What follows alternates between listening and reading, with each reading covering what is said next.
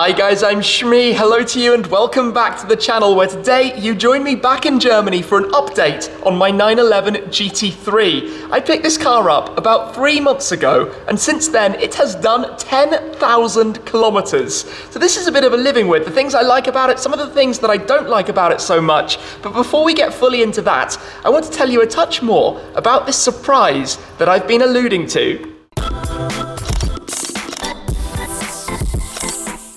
The GT3 has had a pretty good innings so far. In fact, even going back to last year, doing the specification for the car, then visiting the factory to see it being built in Zuffenhausen, the home of Porsche, then even going to Porsche exclusive manufacturer to see the final touches going onto the car. Of course, it's painted in PTS, the Gelb-Grün paintwork, but the custom door sills that it has. And then even since then, I picked it up from Topaz Detailing and we went straight on the road with the GT3, joined by my McLaren, Aston and Mercedes, and did the ring wing ting tour to the Nürburgring, where it then proceeded to do a few laps of the Nordschleife, the full circuit, and also the Grand Prix track at the Nürburgring as well. And since then, I've been over 300 on the Autobahn, I've daily driven it a little bit around Frankfurt, it's been on a road trip down to Cars and Coffee in Brescia and then across the Top Marks Monaco. So basically, this car has done just about everything that you can really use a car like this for. So let's run over that in more detail. But like I said, first up, this surprise coming very, very soon. I hinted towards this, I think about a month ago, and then a little bit more about 2 weeks back. But in just a few days, 2 days to be precise, I've got some news for you guys about a new addition to the Shmi 150 fleet, something I'm quite excited about. Now remember, my last surprise was the Shmini about 2 years ago, so you can probably not really guess what this is going to be. So stay tuned, look forward to this one. I think you might be quite pleasantly surprised. But let's focus now more on the GT3. Like I said, almost 10,000 kilometers. In fact, a little bit less. It's about 9 and a bit thousand kilometers. We'll see that on the dashboard in a minute. It's got a decent amount of storage space. We've been using the bonnet. We've been struggling to put stuff into the rear, it has to be said. So I ordered the car spec'd very much for the track. As you know, I've been driving it on the Nordschleife for a fair amount, but that means I've got the carbon fiber 918 style bucket seats that do not fold. That means if you want to use all of this room back here, and remember a 911 with its rear engine is a 2+2. There are normally back seats in a Carrera or a regular model. It's a complete nightmare. You have to put one seat fully back, one seat fully forward, and then kind of wedge soft bags in through the cage in the back. That you can see is basically a bit of scaffolding. You can get stuff back there, but it's not easy. Then we've also got the harnesses. You can actually remove the harnesses and get them slightly out of the way. So we had the custom-made Sparco harnesses with the lime green to match the car. Those can be fed back through the slots in the seats, which makes it slightly more easy to live with. But one thing that's a royal pain is this, the bottom attachment for the 6-point harness. You can try and tuck it back through, but it's very, very hard to do that and to get it back out again. But obviously you need it to use the harnesses. But you can imagine that sits between your legs on both seats every time you get in and out. You often end up sitting on it, and it's really quite awkward. And talking about sitting on things that are awkward, to climb into this car, because the seats are quite low, and they do move up and down with an electronic control here, which is a nice thing, but you have quite a sharp point on this edge, and I find I actually bruise and injure myself on the sides getting in and out of the car. It's such a random thing, but if you go on a road trip and you're climbing in and out all the time, that is a genuine annoyance, irritation about the GT3. Such a small, I guess, little thing, but that's what it's for. It's a track car, you know, we've got the giant wing, we've got the steel brakes. I'm still on the original Sport Cup 2 tyres, no sign of any issues with the brakes. In fact, given that it's been around tracks and just been driven fairly hard, has to be said, it's doing a really, really good job. Basically, there hasn't been a single problem with the car. The only thing was the number plate story that you might remember. It was originally registered as FTB87 until the rear number plate fell off on the Autobahn when I was going to the Nürburgring, and I had to re-register the car. And due to the system in Germany, if you re-register, you lose the original one, throw it away, and get a brand new plate. So people here, it doesn't really make sense in Germany. Obviously, this says SH. The 2 1s are a bit like an M, and then the 2 E's, if you could picture it that way, a bit like Shmi, a bit like my other cars, but nobody here really gets that system. Anyway, just coming around, very pleased I picked the black headlights. That was an option, the black Porsche LED headlights, and all the black touches around the car that link up and match up. A lot of people have talked about the white dials. Some people don't like them because it inverts the colours, but to me they're super, super smart. So this is the problem, right? The climbing in bit. You have to climb in awkwardly over that side edge, and that's what annoys me. It's just not that practical every day. Where it excels though is when you do this, and you can see 9,242 kilometers in less than 3 months on the road. That is crazy. That though is a good sound, and that is what I like a lot about this car. The flat six, the naturally aspirated engine. However, we'll go for a drive and I'll talk a little bit more about that. Normally when I get in the GT3 to go for a drive, there are two things that I immediately do, and the first is pressing the exhaust mode button on the center console. But honestly, I swear that makes no difference. You don't hear it getting louder, you don't hear a change in the tone, you don't hear the valves opening earlier in the rev range, so I don't actually really know what that does. Basically it sounds good all the time. It's just kind of instinct or habit to press the button just to change it just because, right? The other thing that I do is move the gear stick to the left, put it into manual mode on the 7-speed dual clutch PDK. Now this was a hotly debated topic, the PDK system versus the manual gearbox, and I was lucky enough to drive both of them before getting my car, so I experienced a manual gearbox on the Ascari circuit in Spain, and it's a fantastic setup. The way the gearbox works in harmony with the engine, the chassis, the suspension, everything about this car, and basically that's what's so good about it, how precise it is. But the PDK is that and a little bit more track focused, because you can keep your hands on the steering wheel, which ultimately means you're less stressed when you're driving round a track, especially as I have done, using it to learn the Nordschleife and learn a little bit more feel and balance and control. So yes, the manual might be more of a Sunday afternoon car, this is more of a track car. Each of them are both perfect in completely different ways. They are clinical, precise driving experiences, and that is really what is quite so good about the 911 GT3. And then, as you drive away, you get this noise that comes out of it. You can build up the revs slightly, hold on to them a touch, and just feel a naturally aspirated flat six, and it's a wonderful, wonderful engine. 4 litres of glory that comes out of it. It won't last forever, but while we still have these engines, they need to be enjoyed. And then you get that downshift instantly matching. The shifts are so fast in this car. So things I love about it, the precise feel of the steering and the gearbox, the PDK gearbox, absolutely fantastic. But overall, it's a perfect car, and that's perhaps its detriment, if I can say that.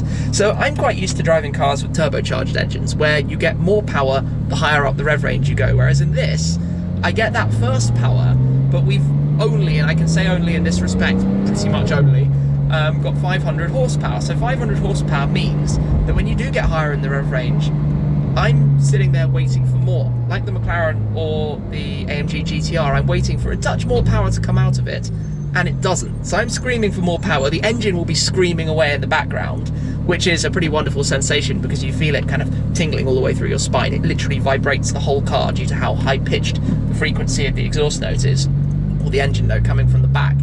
But I still want a touch more power out of it. And yes, then we could get into modification topics and talk about actually making changes to the car. And it looks like there's just been a little bump that somebody's had right here. So we'll let this car go out and try and maneuver past this. We can talk about driving the car in town because this is the perfect example. It's small, which helps and makes it work reasonably well, but it can be a little bit clunky, and it's very, very firm over the bumps. The steering is quite heavy, but that's the sports car feel. But when you do ride over a bump, you feel it all the way, and the seats are so straight backed that it's kind of uncomfortable on a long distance. So it's a little bit like you think of the GT3 as a usable everyday sports car, baby supercar. It's that kind of territory, but it's just a tad on the firm end for that. And yes, you could spec it differently, and I think Mr. JWW, who's also taken delivery of a 911 GT3 991.2, ordered the folding bucket seats, and I would probably recommend the folding bucket seats. But then you get into this world of you have to spec it based on the market, and out here in Germany, pretty much if you don't order the 918 seats, you're not really going to be able to sell the car to a new customer afterwards. So you kind of have to go down that route. And then the steel brakes, which are better for track use because they're less expensive than the ceramics to replace when the time comes. So you have to be thinking about those things a little bit. But even just here, just to build up a few revs as we head out of town at the moment, the noise is astronomically good. So the things I don't necessarily like about it are that this is in theory my track car, and the AMG GTR is in theory my road car, but on the track, they're near on matched.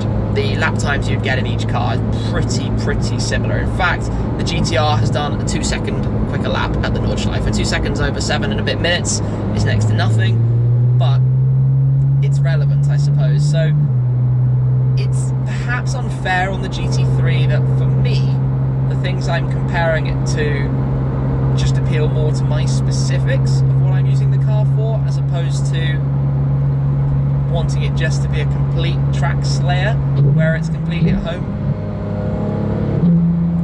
That is good though. Every time I'm literally kind of biting my own words while I speak here.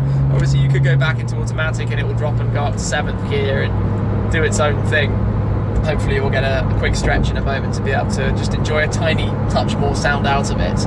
But basically, I'm spoiled. If I want to drive a supercar type full-on sports car driving experience, the 675 LT is virtually impossible to beat. As I did in my update with that car recently, the front end, the steering connection to the front axle and the amount of grip you have for the price point is incredible. Absolutely incredible. This is very, very nearly the same, but it's almost a firmer ride and slightly less exciting. Yes, it's, you know, new price is less than half the LT. This is such like a, you can tell, a debate that twists me in terms of this car. I'm loving driving it. Here we've got some de-restricted Autobahn, almost immediately out of Frankfurt. We've just gone from city centre to Autobahn in one video clip. So let me drop some gears down to 3rd and foot down. And here we get the revs. Woohoo! Felt a little bit like that. Goodness me. This is what you've got to love about Germany. So I'm back in automatic on the PDK now. That was up to 220 odd. Just straight out of the city. Let's go back into manual so we can hold the gears a touch. Wowzers. Clear up for us here? Unfortunately not, but you kind of get my point. So it's not actually that fast, and when you are going fast, it's really fidgety. So as a daily driver in Germany, if you're frequently going to go 250 on the Autobahns, it's moving around a lot because of how the geometry and alignment is set up for the racetrack. Completely empty in front of us. So, that's 9,000 by the way. Let's just enjoy this up to whatever we get to right now. Goodness me. 273 when I backed off. The sound is to die for. And please refuel, unsurprisingly. Guess I will have to make an impromptu fuel stop in a second. Things like the text good though. Look, the way it says here, do you want to search for a nearby petrol station? That makes life pretty easy if you need it. Anyway, we're down to a restricted section now, so we can chill out for a notch, knock it back into automatic. So, where am I at with this car? It's doing me very well. I'm loving driving it on the Nürburgring. I'm loving the fact that it's so perfect for that environment. I enjoy the different driving experiences, the rear engine setup, and the precision feel of this car without feeling like I have to risk the McLaren, which is obviously a substantially more expensive machine if, let's say, I'm driving on track and anything goes wrong. So this is plastic bumpers instead of carbon fibre bumpers. But as an actual all-around car, for me, as I said, back when I took delivery of this pretty much, I felt like the AMG GTR was the better proposition, and I still, to be completely honest, feel that way. So that is where this car seems to lose out for me. I'm more than happy to accept that for other people it's the other way around, it's different, you know, we all like slightly different things. I prefer the feel of an engine, generally speaking, up front, certainly for a daily car. You could spec this as a daily car, I haven't done, this one isn't, but it clearly could be. Anyway, let me get some fuel and go on from there. The thing that you do get with a naturally aspirated engine is that instant, just press the throttle and the power is immediately there. There's no waiting for turbos or anything. And now we're back into de-restricted. Looks a little bit busier heading back into Frankfurt, but still, the sound does all of the talking right in this instance. This is the best car for doing that in. You don't need to modify it. I'm not going to modify it. Loads of you have asked me, am I going to change the exhaust? Am I going to change things? In Germany, you have this complicated system with the TÜV that basically any modification to the car, even down to changing the colour of the calipers or that kind of thing, has to be approved by the company or administration behind it all. So effectively that means you can't really change anything without great expense and great stress to make sure it's all done correctly.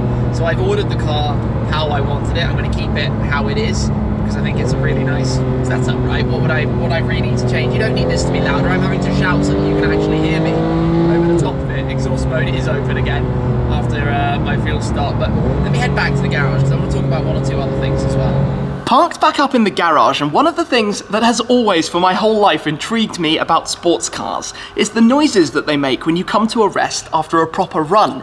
You get this kind of tinkering or metallic clicking noise, which is quite literally metal components cooling back down from the warmth. So in the case of the GT3, you get a lot of that coming from the engine at the rear, also from the brakes, but it's been parked for a couple of minutes, so that's just about finished off now. However, a couple more things just to touch on about this car, particularly on the interior. We have a lot of nice materials, the fit is all very good, so I went for the extended leather, which just finishes off everything completely. It matches with the Alcantara. You've got the dual grey stitch, which matches with the stripe up the centre of the seat, the carbon fibre back buckets, of course. You could opt to have carbon fibre for the centre console inlays and trims.